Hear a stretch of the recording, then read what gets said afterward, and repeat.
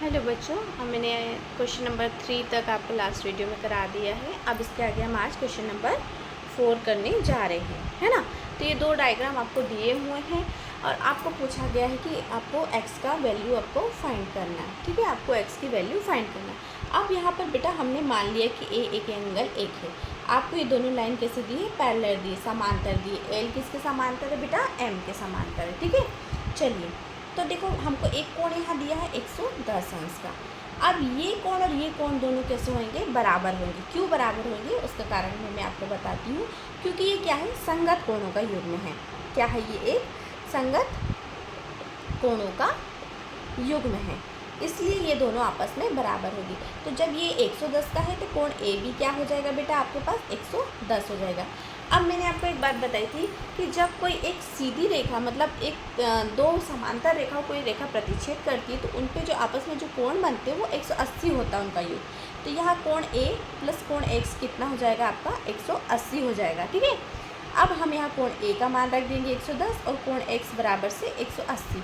तो हमारे पास क्या आ जाएगा बेटा? कोण एक्स बराबर से 180 माइनस 110।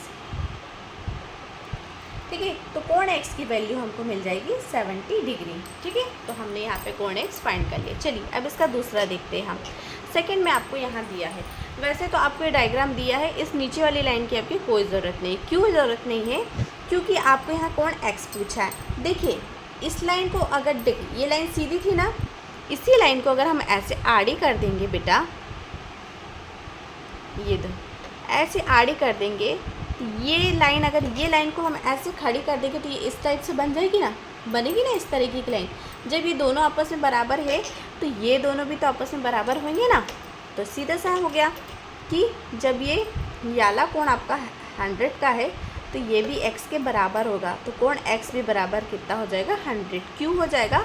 क्योंकि ये क्या है बेटा? संगत कोणों का युग्म हो गया। ठीक है ना, आई बात समझ में? चलिए अब हम क्वेश्चन नंबर 5 करते हैं। क्वेश्चन नंबर 5 हमको क्या दिया हुआ है? एक आकृति दी हुई है, उसमें दो कोणों की भुजाएं आपको समान दी हुई है। मैं पहले डायग्राम बनाती हूँ तो आपको समझ आएगा। समझना थोड़ा मुश्किल होता है।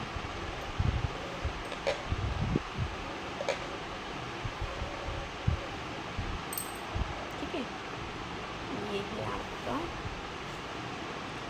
और इसी के साथ एक ये दिया हुआ। ठीक, आपको इसको नाम दिया है L और सॉरी A B, ये C। एक एंगल आपका ये ABC है, ये आपका दिया है 70 डिग्री का, और एक एंगल आपका ये D, यहाँ पे पॉइंट आपका G और ये C था ना, G, और ये पॉइंट आपका E और ये पॉइंट आपका F।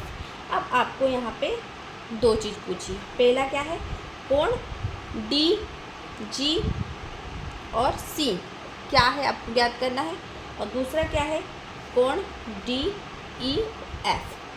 अब बेटा हम अगर अच्छे से आप चीज़ों को समझ गए होंगे कि संगत कोण क्या होते, एकांतर अंतः कोण क्या होते, अंतः कोण क्या होते हैं, तो आप इसमें बहुत अच्छे से देख पाएंगे। देखिए मैंने अभी आपको बताया था जब कोई एक लाइन ऐसे काटती है तो जो संगत कोण होते हैं, एक ही दिशा में बने संगत जो कोण होते हैं वो आपस में कैसे बराबर होते।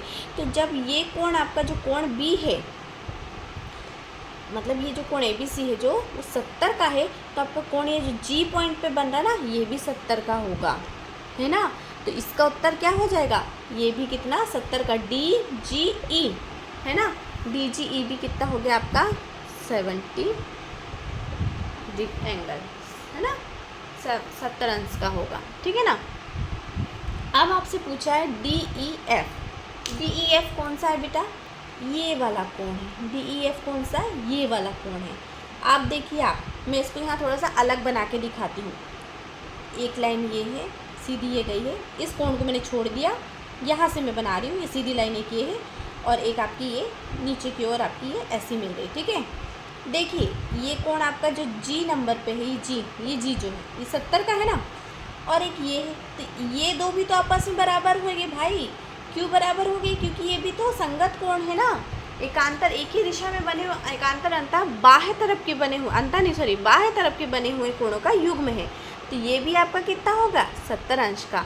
तो यहाँ भी आपको कारण लिखना है क्या, कि क्या है, संगत कोणों का युग्म है, और यहाँ भी आपको कारण लिखना है कि क्या, संगत कोणों का युग्म है। ठीक है ना। मतलब कोई प्रतिच्छेद रेखा किसी को काटती है तो जो एक बने हुए आपस के कोण होते हैं, जो अंतः कोण होते हैं, संगत कोण होते हैं, वो आपस में बराबर होते हैं। तो दोनों की वैल्यू आपकी कितनी हो जाएगी 70-70। ये क्वेश्चन नंबर हमारा 5 था। चलिए, आया आपको समझ में, आया ना बेटा।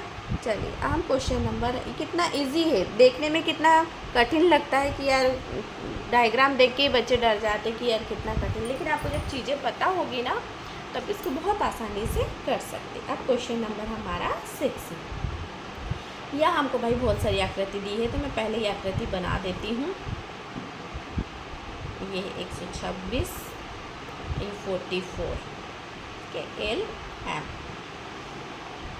ये एक सिंगल लाइन है, थोड़ी सी ये तिरछी टाइप की है, एक ये लाइन है और एक ये लाइन है। ये 3rd नंबर की आकृति में आपका पैरेलल भी बना हुआ दिख रहा है, पर ज़रूरी नहीं कि दिख रहा है तो वही हो। और ये आपकी 4थी आकृति है। ठीक है, ये L और ये M, इनका मान लिख देती हूँ। ये है आपका 75, ये आपका, ये भी आपका 75, ओके। ये आपका 57, ये आपका 123, ये आपका 98, ये आपका 72। चलिए अब हमें बताना है कि क्या ये लाइनें आपस में समांतर है। कौन सी लाइन, L और M। सभी डायग्राम में LM ही दिया है इन लाइनों का। चलिए अब हम कैसे फाइंड करेंगे, तो मैंने आपको पहले से मैं बताते आ रही हूँ कि कभी भी ऐसे आप क्या करेंगे कि भाई देखेंगे अरे हाँ ये तो समांतर दिख रही है, कटती हुई नहीं दिख रही है, तो ये समांतर होगा, लेकिन ऐसा नहीं है बेटा। हमको क्या करना है, वैल्यू को फाइंड करना है कि भाई समांतर है या नहीं है। तो कैसे करेंगे, ये जो कोण होते हैं इनका हम योग करेंगे। ठीक है, ये जो एक संगत कोण होते हैं ना, साथ में इकट्ठे बने हुए जो कोण होते हैं, हम इनका योग करेंगे। ठीक है, चलिए मैं आपको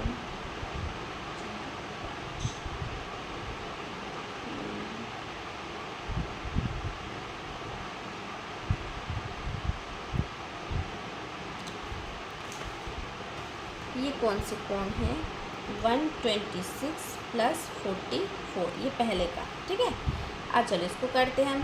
6 4 10 का शून्य हाथ लगे, 1 4 और 2 6 और 1 7 और ये 170। ये कौन सा कोण है, ये तिर्यक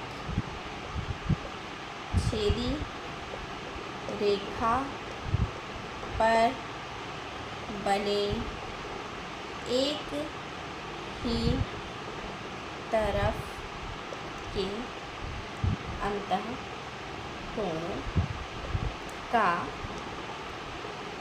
युग्म है ना। ठीक, तो ये क्या आपस में बराबर है क्या बेटा, इनका योग 180 आ रहा है क्या, नहीं आ रहा है ना। तो ये इसीलिए क्या है, L और M क्या है, समांतर, पैरेलल या क्रॉस लगा देंगे, नहीं है। ठीक, अब ये हमारा सेकंड, ये देखो ये 75 है। ठीक, तो हमारा क्या हो जाएगा, ये जब 75 है तो ये भी हमारा 75 हो जाएगा। क्यों होगा, क्योंकि ये देखो आपस में शीर्षाभिमुख कोण है ना, इसलिए ये भी 75 हो जाएगा। अब देखो, अब ये दोनों देखो एक ही दिशा में तिर्यक छेदी रेखा के बने हुए एक ही तरफ अंतः कोणों का युग्म हो गया ना ये दोनों। तो अब हम इन दोनों को जोड़ के देखते हैं, 75 + 75, तो क्या होगा, ये तो 150 आ गया आपका। तो ये भी नहीं है, अतः L समांतर नहीं है M के। ठीक, आई बात समझ में। यहाँ आप इसको पूरा लिख सकते हैं, मेरे पास जगह कम है इसलिए मैं ऐसा क्रॉस लगा दे रही हूँ, तो आप समझ जाइएगा। अब ये हमारा 3, ये थर्ड में क्या है हमारे पास, यहाँ देखो बेटा, ये 123 है, ये 57 है, ये 57 है तो ये भी कितना होएगा हमारा 57। क्यों होगा? क्योंकि ये दोनों शीर्षाभिमुख कोण है, एक ही शीर्ष पे बने हुए, विपरीत दिशा में इनका मुख है, इसीलिए ये 57 तो ये 57। अब इन दोनों का योग कर लेंगे हम। क्या हो गया हमारा 57 + 123, तो ये क्या हो गया 7 3 10 का 0, 5 6 और 2 8 और 1 ये आया ना 180, है ना। तो हम यहाँ लिख देंगे इसका हल कि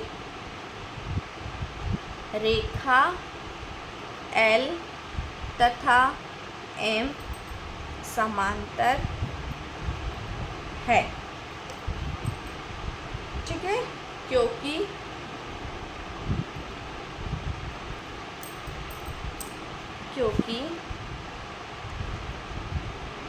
अंतः कोणों का योग 180 है, ठीक है। ठीक, चलिए अब ये लास्ट बचा है आपका 4th नंबर का, तो इसको हम यहाँ देख लेते हैं। ये 92 है, ठीक है। अब ये 72 है तो ये भी कितना हो जाएगा बेटा 72, क्योंकि ये भी शीर्षाभिमुख कोण हो गए, तो ये भी 72 हो गया। अब हम इसको कर लेंगे 90 कितना ये 98 है किसी से, 1 मिनट में 98 है ये हो गया हमारा 98 + 72, 8 और 2 10 का 0 हाथ लगे 10 और 17, तो ये भी नहीं है। तो यहाँ भी L समांतर नहीं है M के, ठीक है। सिर्फ आपकी एक ही आकृति जो है वो समांतर है। क्यों समांतर है भाई? क्योंकि इनके एक ही तरफ मतलब तिर्यकछेदी रेखा पर बने एक ही तरफ के अंतः कोणों का योग कितना है 180 है। यहाँ पर आप पूरा लिखिएगा, ये मैंने शॉर्ट में लिख दिया है क्योंकि शायद जगह नहीं थी, इसलिए फिर मुझे फिर से उसको मिटाना होता। तो तिर्यक आप क्या लिखेंगे कि क्योंकि तिर्यकछेदी रेखा पर बने, यहाँ लिखेंगे तिर्यकछेदी रेखा पर बने अंतः कोणों का योग 180 है, इसलिए ये दोनों रेखाएं आपस में समांतर है, ठीक है ना। देखिए लगने में तो बहुत सारी रेखा आपस में समांतर लग रही है, ये भी आपको समांतर दिख सकता है और दूसरा भी दिख सकता है, ये देखो ये दोनों भी समांतर दिख सकती है, लेकिन ऐसा नहीं होता है। जब तक गणित में लगने से कुछ नहीं होता, उसको प्रूफ करना पड़ता है ना।